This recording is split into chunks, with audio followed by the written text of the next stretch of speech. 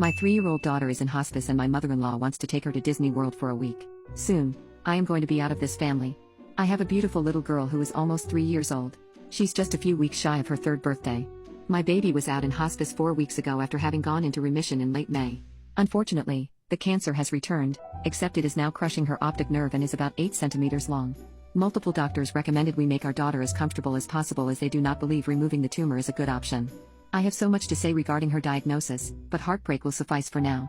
My husband and I have made many memories with her for the past few weeks. We've included family in some of these memories, but we want to spend as much time with our daughter as possible.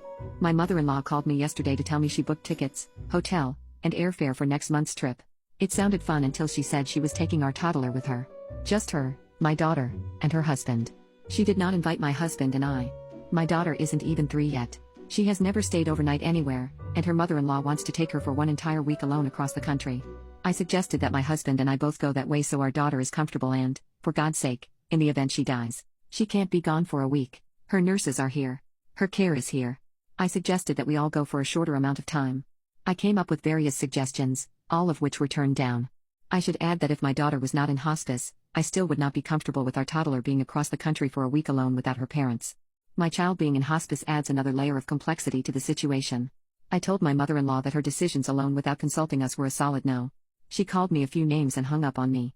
She then called my husband and called me a few names and suggested she would fight for rights before my daughter died. I'm already grieving. My husband said we should acquiesce to his mother's trip to avoid drama, even though he agrees that our daughter is too young. But I want to spend time with her before the cancer takes her, she's too little etc. I said no for various reasons, not just to say no. Mother-in-law is grieving. I have suggested to her various times that she seeks someone else to grieve to/vent to because she often believes and acts like our grief is the same and that she's going to have a mother's broken heart. My therapist has also told me that her and I are not in the same circle of grief. Even my own mother doesn't act like that. My own mother has even told me she cannot fathom being in my shoes because she's never lost a child. It's a twisted situation and I feel like when my daughter is gone, I want to be as far away from this family as possible, my husband included. She has repeatedly said that no one is going to miss her baby as much as she is. I just sit there thinking what is going to happen when my daughter passes, and I'm falling apart. Who's going to hold me up? Right now my daughter is my motivation. But once she's gone, I don't even foresee myself being able to get out of bed. I've been a stay-at-home mommy to my daughter for her entire life. I left my career to be at home with her. I don't even remember what my life was like before I had my baby. I feel like my mother-in-law is going to make my daughter's death about her, and I don't know if I'll be able to handle it. He and I discussed this morning while our daughter was still asleep. I told him that I currently do not foresee myself staying married to him once my daughter is gone. Not after this. Not if he doesn't stand up for his daughter, his wife, and our family. He looked pretty shocked, but I'm pretty set on not having anything to do with his family and him included. I thought he and I were a team, but he's been spineless with his mom most of our marriage, and I'm usually the one who is setting boundaries. I think my daughter having cancer and being in hospice is what broke the camel's back. Edit. I am close to my family, specifically my mom and aunt. They know the wishes I have for my daughter. My husband and I argued about where our daughter should be buried for a good week. It was awful. He wanted her buried with his grandma and where he and his parents would be buried. I wanted her buried at the cemetery where my grandparents are buried at and where I plan to be buried at. My husband is in the military, so I'm confused as to why he does not want to be buried with his combat brothers, but that's entirely up to him. After this fiasco with his mother, I put my foot down about where I would like my daughter's final resting place to be.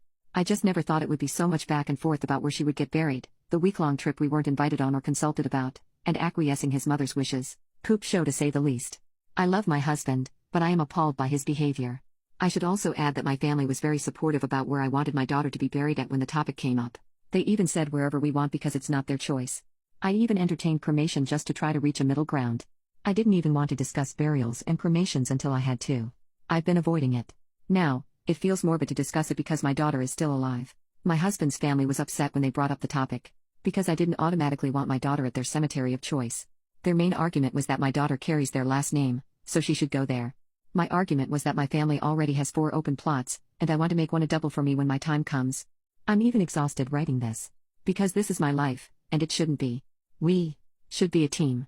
United in grief. Now, I feel like all I have is my baby and my family to hold me up. Final edit. My daughter has begun slowly deteriorating, and it's become very overwhelming.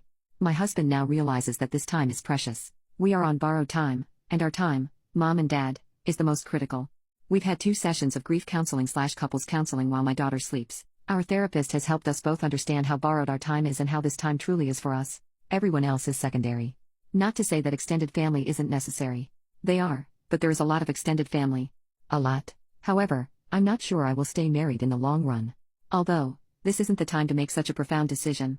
I am emotionally drained from all that has transpired this past week and this past year. You truly see people's true colors when poop hits the fan. An example of this is on my phone. I have 8 different alarms each day for my daughter for all of the medication she takes daily. Daily. I have been the one who flushes ports, administers medication, cleans up vomit, gives back rubs, and the like. I have been in this through the thick of it, having to learn everything.